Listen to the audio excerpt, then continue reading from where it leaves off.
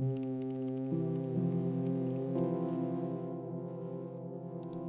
someone from Vancouver, you've always been told that the North Coast is magnificent. It's something out of this world. Then finally being able to be there, you definitely understand what everyone's talking about.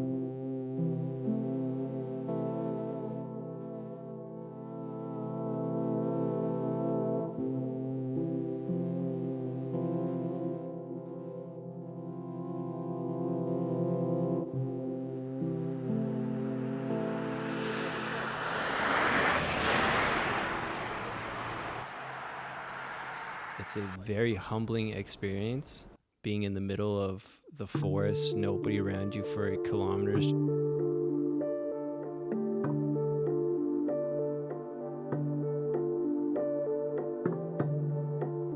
Look at all the spike, like the logger boot. Something that struck us immediately was the weather out there.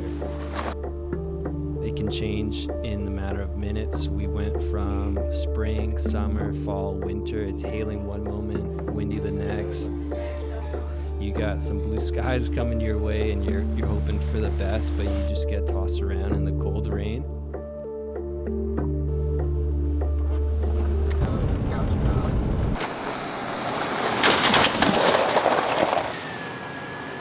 So we obviously went into this trip with the goal of surfing. That was the main reason that we made the trip, and that's what we've been planning and talking about for years. But it quickly became evident that we were more at the mercy of the environment, and we had no control over what we were going to find at the end of that 4-kilometer hike. And when we got there, we quickly realized that it was very blown out, and it didn't look like we were really going to be able to do a whole lot of surfing, but that wasn't really the point, and we realized that really early on in this trip. But also, we realized quickly that we wanted to jump in and give it a try, even though it was completely blown out. Yeah, we got in the water, and it was incredible. I mean, it was cold and windy, and the waves weren't good, but we went out, and it was amazing.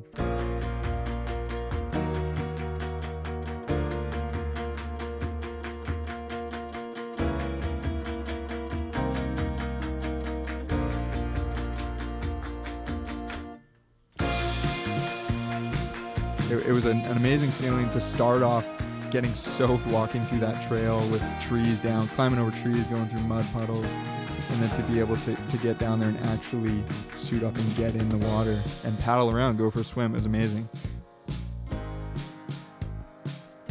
It's about going down there and getting in the water and being one with the environment that you're enveloped in.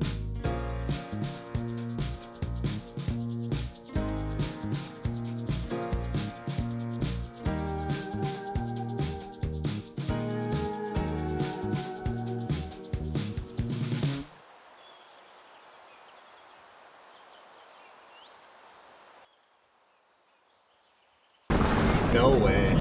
Yep.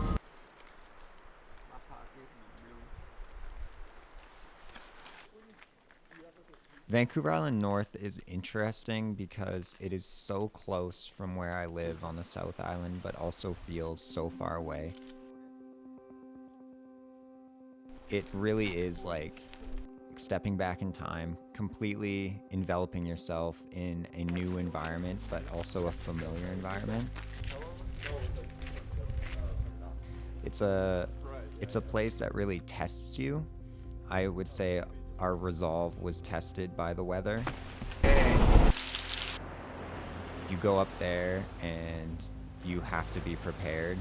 You're truly alone in some ways, and yet the community that does exist there is incredibly welcoming.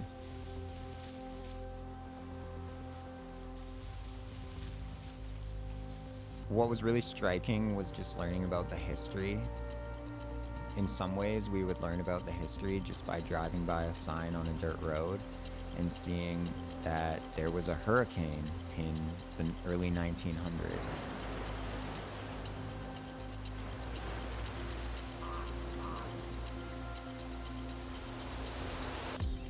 or visiting Ronning's Garden, which was a homestead cut into old-growth forest and a botanical garden.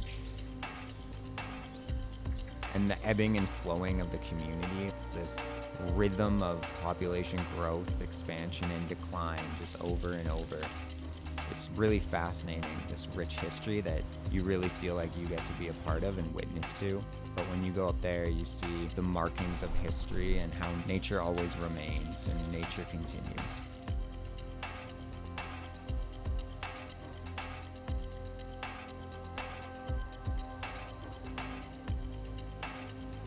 If you were to look at this trip on paper, a lot of people would probably say, that trip sounds awful. But if you go into a trip to Vancouver Island North in the winter with a level of preparedness and realistic expectations, you're gonna have just an incredible time regardless, especially if you do it with two of your closest friends.